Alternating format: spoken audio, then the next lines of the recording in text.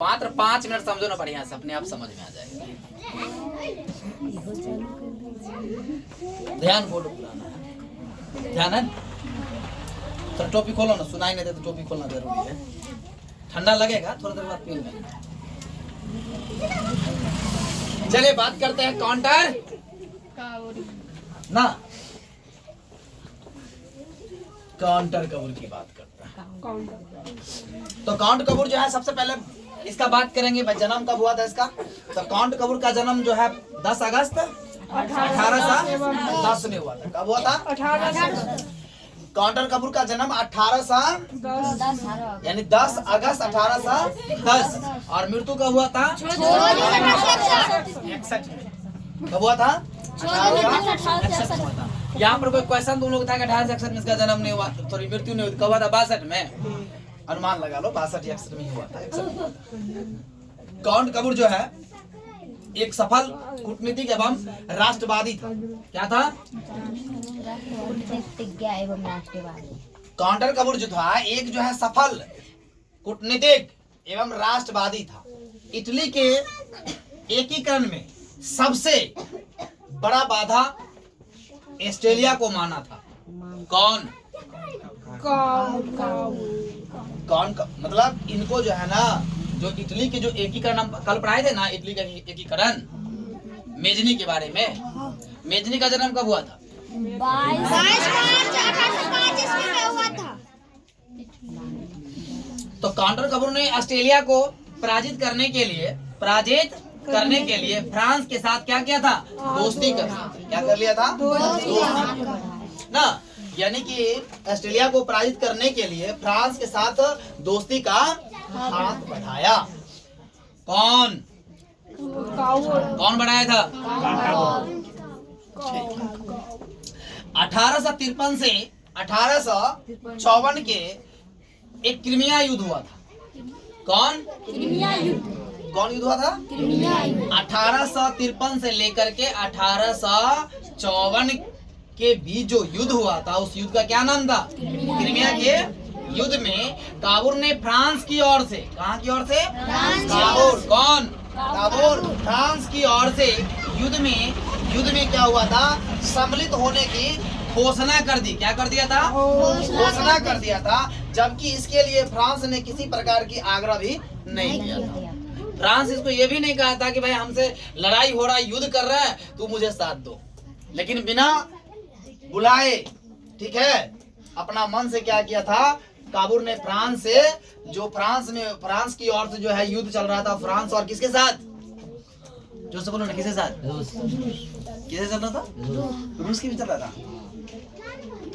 तो सम्मिलित मतलब होने की घोषणा कर दी, जबकि इसके लिए फ्रांस ने किसी प्रकार की आग्रह नहीं किया था। और इसका प्रत्यक्ष जो है लाभ जो है, यानी काउंटर कबूर को प्राप्त हुआ।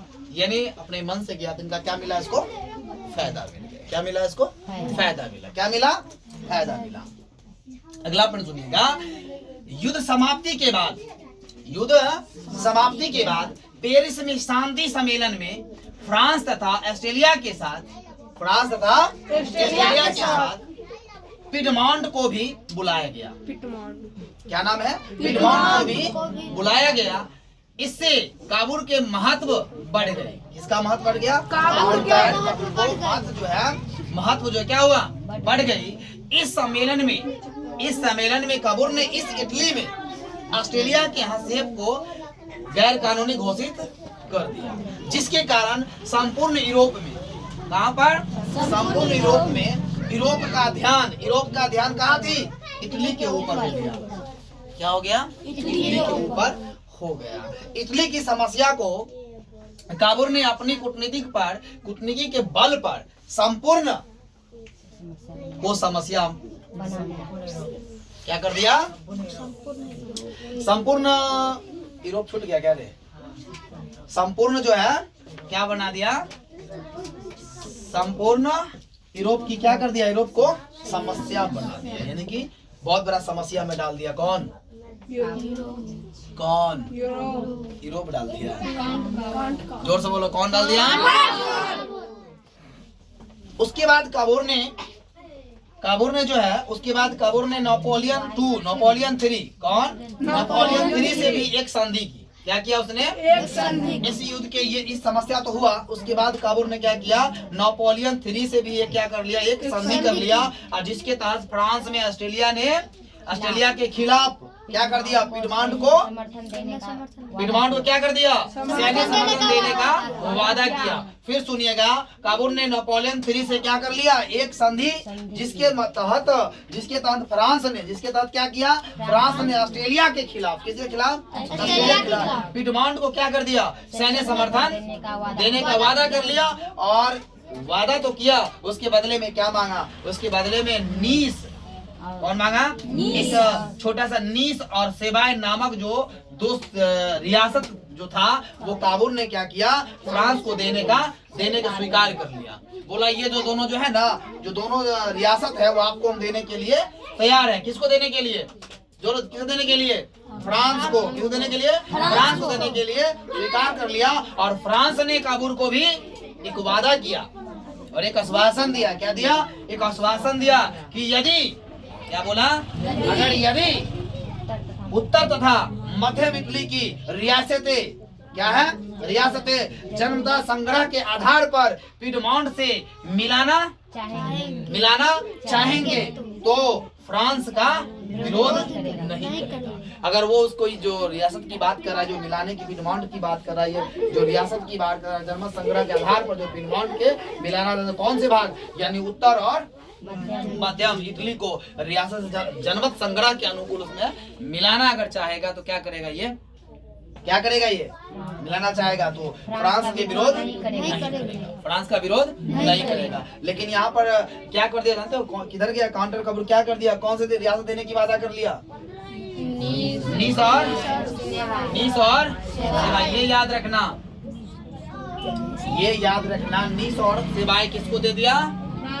किसको दे दिया? फ्रांस को देने के बाद इसके बदला में क्या मिला? इसके बदला में क्या मिला? तो इसके बदला में फ्रांस ने काबूल को यह आश्वासन दिया कि यदि उत्तर तथा मध्य इटली की रियासतें जनमत संग्रह के आधार पर पिडमॉन्ट से मिलाना चाहेंगे तो फ्रांस का विरोध नहीं करेगा। इटली से अगर मिला दिया जाएगा तो ये उसका फ्रांस का विरोध क्या नहीं करेगा? फ्रांस का विरोध नहीं करेगा। एक बार और देखते हैं, काउंटर कब्र का जन्म कब हुआ था?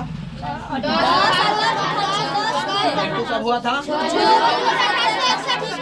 इसको याद कर लेना जी। 1800 जो है ना, यहाँ 62 नहीं होगा, 62 नहीं होगा, 61 होगा, कहीं गलती से दे दिया होगा। समझ रहे हो ना? कितना है वहाँ पर? 1862 है। 61 62 यानी हो सकता है कि थोड़ा इधर हो सकता है, लेकिन 6 जून 1861 को ही हुआ था इसका जन्म मरण। ठीक है। और जन्म जो है 10 अगस्त 1810। ठीक है। और ये जो है काउंटर कब्र जो है एक सफल कूटनीतिक था। कौन था? कूटनीतिक एवं राष्ट्रवादी। क्या थे? राष्ट्रवादी थे। ठीक है, समझ में आ गया? चलो ठीक है।